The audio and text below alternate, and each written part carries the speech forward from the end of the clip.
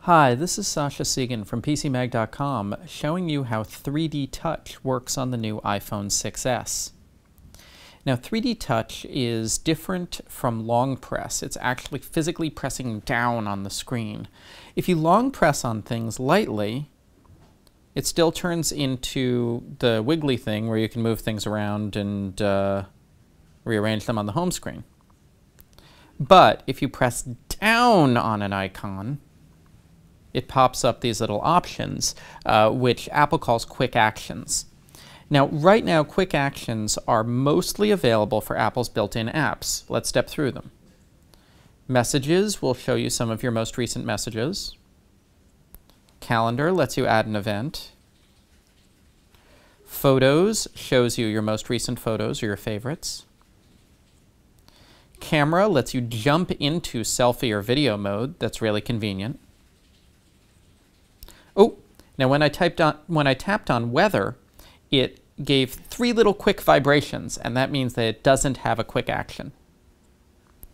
Maps lets you pin your current location or send it to someone. Wallet lets you add a card or look at your cards. Notes lets you sketch. And now I'm going to jump into New Sketch to show you another interesting 3D Touch feature. 3D Touch makes the screen pressure sensitive. So for instance, if I'm drawing and it's easier with a stylus, I can draw lightly, or I can draw heavy and it comes out darker. Now that's going to become much more interesting with art programs like Procreate and a stylus. Another 3D Touch feature here, if I hold down on the left-hand side of the screen, I get my multitasking screen. But if I just tap lightly on the left-hand side of the screen, nothing happens. I have to hold down to get the 3D Touch multitasking screen. Okay, back to our quick actions. News has quick actions to let you jump into different categories. And some third-party apps now have quick actions, like Sky Guide lets you see where satellites are in the sky, and Dropbox lets you upload photos.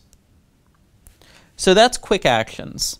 Now let's look at Peek and Pop, which is another flagship 3D Touch feature. If I go into, say, my mail, and I hold down on an email message, it quickly peeks open so I can see what the email message is about. If I keep holding down, it pops into full screen. Now, Peek and Pop is once again available in a whole bunch of different applications. Like, let's take music. I'm going to get back to the main music screen so that I can show if I hold down on somebody I used to know, I get more information about the album in a peek. Here, new metric album. And then if I keep holding down, it pops into full screen. Here's Peek and Pop in Maps.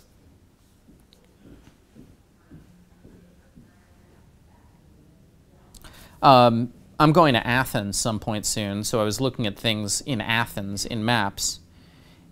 If I hold down on the name of the Athens airport, I can open its homepage. So that's Peek and Pop. Let's see how 3D Touch affects the keyboard. If I start a message, I'm typing on the keyboard, but let's 3D Touch by holding down on the keyboard. The keyboard becomes a trackpad that lets me move freely through the text entry. That's really cool. Once more, just holding down on the keyboard swipes through letters, but if I really push for 3D Touch, it becomes a trackpad. Let me show you how 3D Touch works in Safari. I'm going to go to a web page, let's say CNN.com. And once the page loads, If you hold down on a link, you get a preview of the link. That's really cool. And then it can go away. So you can see if stories are what you want to read. That's really neat, isn't it? Now, 3D Touch is throughout the interface on the iPhone 6s. So there's a lot of more little ways that peek and pop up, and there are APIs so that more third-party apps can start to implement peek and pop and quick actions. So we're going to see a lot more 3D Touch in the future. I think it is going to be a big and interesting and convenient way that changes how people use their iPhones. This is Sascha Segan from PCMag.com showing you 3D Touch on the iPhone 6s.